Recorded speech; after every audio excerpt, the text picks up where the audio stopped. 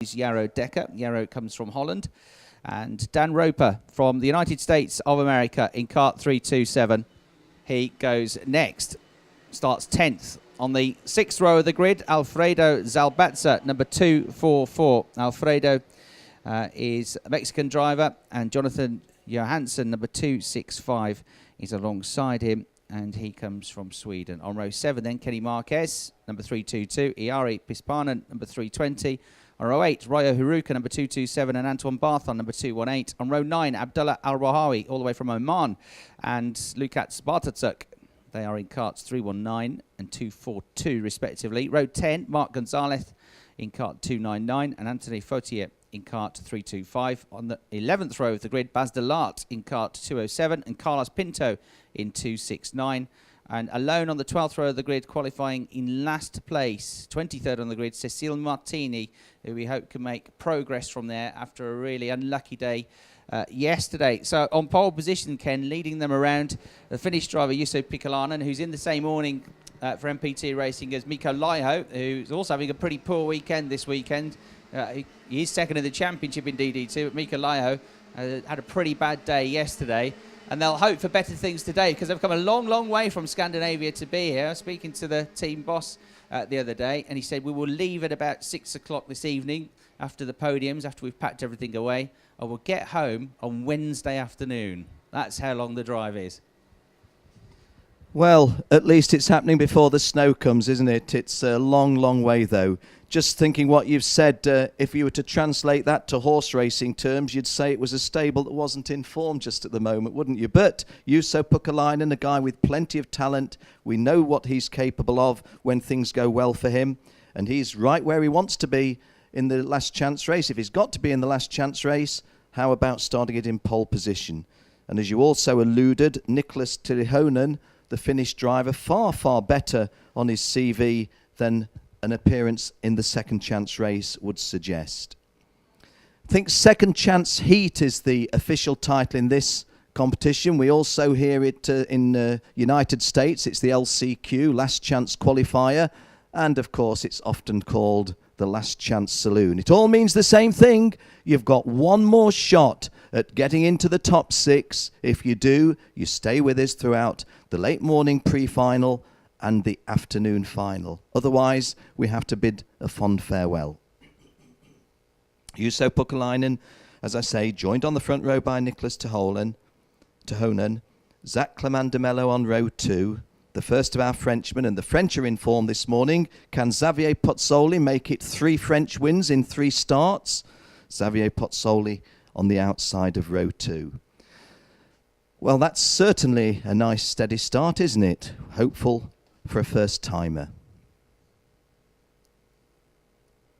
On screen, it's Juuso Pikalainen on the pole position to the left, Nick Tirihonen with him. And has that been a clear start? Yes, it has. That caught me on the hop a little bit because I thought that was not going to be a start. Juuso Pikalainen immediately under pressure from Zach Clement de Mello. Stendorian Pirimagi also getting a good start. Nick Tirihonen not quite as sharply away as he would have wished. He was certainly a couple of lengths, and Chris has seen a collision at turn 2. I don't think they were front runners, were they, Chris?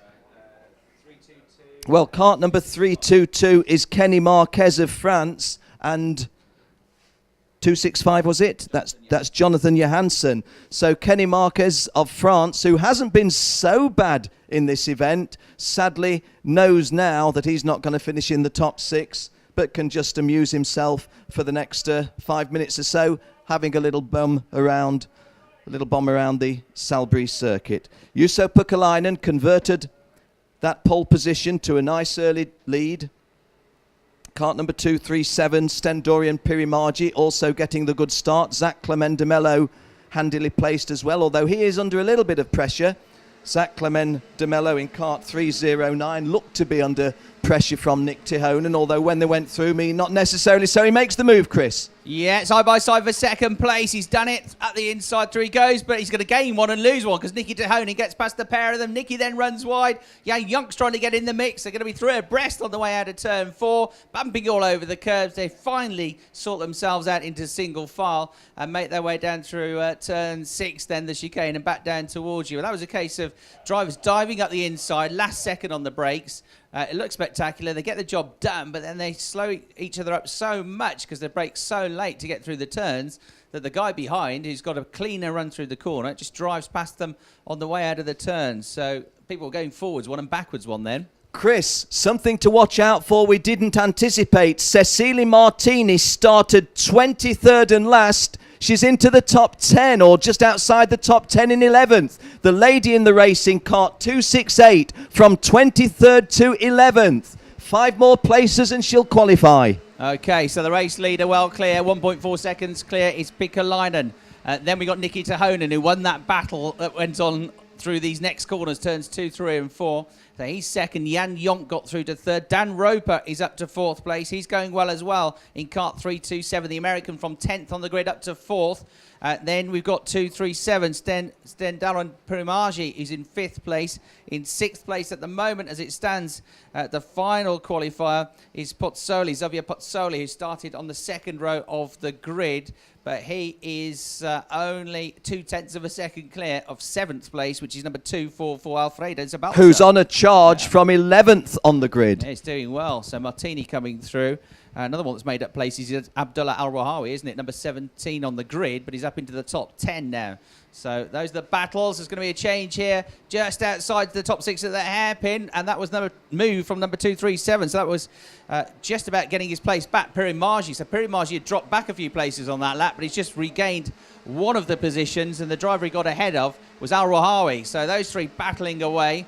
And that, indeed, is the battle for 7th place. But they won't fight each other too hard. They're going to be 3 abreast in that battle, because also involved in that one, that's Van Bogart, is it, that's at the back of that group. So if they hold each other too much, they'll let the top 6 get away. The top 6, for the time being, have made a break clear. And then we got another, 8 karts, Ken, in that battle for 7th place. That battle for 7th place is a stunner, isn't it? If it was a battle for 6th place late in the race, we'd really have our attention on it. Something that those of you that tune in regularly or listen throughout this series, I say this so many times, the sensible new move now for the top 6 is just to hold station and stay as you are. That's a big cushion between 6th and 7th. None of them are particularly close to each other. Really don't do anything silly at all, but they're racers. They have a racing brain. And if you suddenly see an error by the guy in front, if you see an opportunity presenting itself, you are likely to want to do something about it. Driving standards. Lennart Van Bogart picks up a driving standards flag. Stendorian Pirimagi picks up a driving standards flag. Well, in a sense, Chris, have they got anything to lose? Because they're not in a qualifying position, they throw everything in. Well, people have got something to lose. They're the people that keep fighting over 2nd, 3rd and 4th place. They've overtaken each other. They've taken each other back. Jan Jonk made a move. Tony got back ahead of him. And you got Dan Roper in the mix as well. And they're all bunching up. They've started overtaking each other through the first 4 corners and got close to contact. So they're going to be careful not to ruin each other's day. At the moment, as it stands, they're all in. Those top 6 are all in. We're halfway into the race. But they've started fighting each other. If they look over the shoulder, this is a pretty big gap back to 7th place. So do they need to be doing this? Race leader goes through the hairpin at turn 13. And that race leader is still from the front row of the grid. Juuso Pikkalainen from pole position. Nicky Tahoney in 2nd place, comes out of the last turn. Jan Jonk with the yellow helmet there in 3rd place. In 4th place, number 327. Now Dan Roper from 10th on the grid, doing a very good job here. He's closing up under braking again to the tail of Jan Jonk. Right on his tail, though, the blue suit is Pozzoli, Zabatza at the back of that group. And then they're starting to try and work together now from 7th downwards. So 7th, and trying to catch them up, is Al-Rahawi. His lap time was only a 10th quicker than those ahead on the previous lap. And I think Van Bogart has got ahead of Pirimagi now for 8th place through turn 2. Yeah, it's a shame they couldn't have thought like that a couple of laps earlier, isn't it? Because we're well into the second half of the race. This is lap 6 of a 9-lap race. The margin between 6th and 7th, as Chris was explaining, it's 1.8 seconds on the transponders. On the circuit to the naked eye, 20 kart lengths. Oh, and a change for the lead. And Nicky Tahoney going past Juuso Pukalainen. Well, I guess there's some bragging rights to be had here, aren't there? Because Juuso Pukalainen from Finland drives for MPT Racing. Nicholas Tihonen in kart 239 drives for FK. Chris?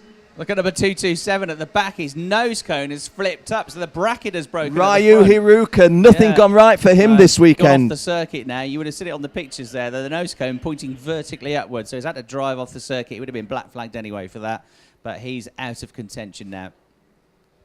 So, 2/3 race distance is gone. This is lap 7 of a 9-lap race. Xavier Pozzoli has posted the quickest time. He's in 5th place, but I don't think he's going to give us 3 French victors in 3 races. But he is, it would seem, on course to qualify. Abdullah Al-Rawahi, the first of the non-qualifiers, but if Chris and I have been at pains to say, don't give up hope if you finish out of the top 6 in the following place or places. And a move up there from, that's a nice move from 5th to 4th, which is Xavier Pozzoli going past Dan Roper. Oh, contact down at the hairpin from that second pack of carts. One's ended up in the gravel, the other one to keep going is 237, who's been in the wars, hasn't he? Pirimagi. Stendoria Pirimagi picked up a driving standards flag. He's got already into the qualifying places, out of them, and now that really is curtains, isn't it? Yeah, and the driver he came together with has ended up in the gravel trap. It was Leonard van Bogart, who was going very slowly back onto the start-finish straight now. So Leonard there was on the outside. It looked very much as though he was the victim there, because on the outside, move up the inside of him, it wasn't on, and they came together and they went off into the gravel. Anyway, they were both outside of the top 6 already, and they're both well out of the top 10 now, so you can move 1 or 2 others up a couple of places. But Nicky Tihonen, with 7.5 laps done now, leading from Jan Jonk just about. Piccolano in 3rd, Pozzoli, Roper and Zabatza 4th, 5th and 6th. The gap's coming down, though, from 6th to 7th, because Al-Rawahi is now only 1.6 seconds back at the start of the lap. He's less than that now, look. So watch for the driver in 7th there, the blue nose cone. Oh, left it ever so late, though, hasn't he? He could do it. It's a long lap, isn't it? Yeah. Have a look, Ken. They're coming through onto the final lap of the race. Heads down. Look what the gap is. Al-Rawahi comes through. It's his best personal lap of the race. He's 0.8 of a second quicker than Zabatzi on that lap, so he's now only 0.7 of a second behind them. And I think, Ken, he's got a chance here. He's going to have to take it, though, very quickly, isn't he? If it was a 10-lap race, I think in with a shout. If it was a 12-lap race, I'd put money on. Sadly, there's only 7/8 of a lap remaining, and he's still got about 8 kart lengths to catch the guy in front, which is the Mexican Alfredo Zabalza. Incidentally, he deserves praise as well, because although he started no lower than 11th, he has had a bit of an up and down time, driving into 6th and holding on to it. But Nicky Tihonen, Jan Jonk, Juuso Pukalainen remain the comfortable 1, 2, 3. Dan Roper and Xavier Pozzoli, who've crossed swords a little bit, are, well, going a little bit steadier now, shall we say. And Abdullah Al-Rawahi is getting closer, as Chris said, but the checkered flag is going to come too soon for him. The race is going to be won. There's the checkered flag you see on screen. The victor is Nicholas Tihonen of Finland. 2nd is Jan Jonk of Denmark. 3rd, Juuso Pukalainen of Finland. 4th is Dan Roper of the USA. 5th is Xavier Pozzoli of France. And 6th from Central America, the Mexican Alfredo Zabalza. And hey, if he does go out of the event because there's no judicials for the top 6, he's gone out with his head held high, because a storming finish for the 7th place driver, Abdullah Al-Rawahi. A non-qualifier, it would seem, but a good storming finish. Ili Piesipanen of Finland, 8th and a non-qualifier. Anthony Fautier, the Frenchman, 9th and a non-qualifier. And it pains me to say this, Antoine Bouton on the podium this season earlier, but 10th in the last chance race, and we have to bid farewell to him. I am going to close on a high note. Cecile Martini did fail to qualify, but from 23rd and last, she drove into the 10th place at best and has finished 12th. The lady goes out with her head held high. So what a shame for Abdullah Al-Rawahi. He was the quickest driver out there, wasn't he, the last 2 laps? He did a 62.6. The others ahead of him were 3/4 of a second per lap slower, which is why he just suddenly caught them. With a lap and a half to go, he was nowhere. And he just got into the back of that group going into the last corner. he was too far behind to try a desperate late braking manoeuvre, and his only hope now is that somebody ahead of him has some sort of problem. So bad news for him, but it was good news for Alfredo Zabalza, who held on to that 6th place for Paul Car Racing to go through. So all things being equal, we should see Nicky Tonen remaining just about in the championship fight. And he will be starting the pre-final later on in 29th position. Jan Jonk, Juuso Pikalainen, Dan Roper and Xavier Petsola and Alfredo Zabalza will be the 5 drivers joining him. So that is the end of that session. Second chance heats have now been competed. And we're going to have a short break from the track action. We've got coming up the build-up to our first pre-final, though, which is going to be for DD2. It's in 25 minutes' time that the karts will be heading out onto the circuit at 11:30. So we'll take a short break from the commentary. But before we do that, we can hear from a couple of the drivers that we've been speaking to from DD2 over the course of the weekend. We're going to hear from Alessandro Manetti, who leads the Masters Championship on drop scores. We'll also hear from Sean Babington, who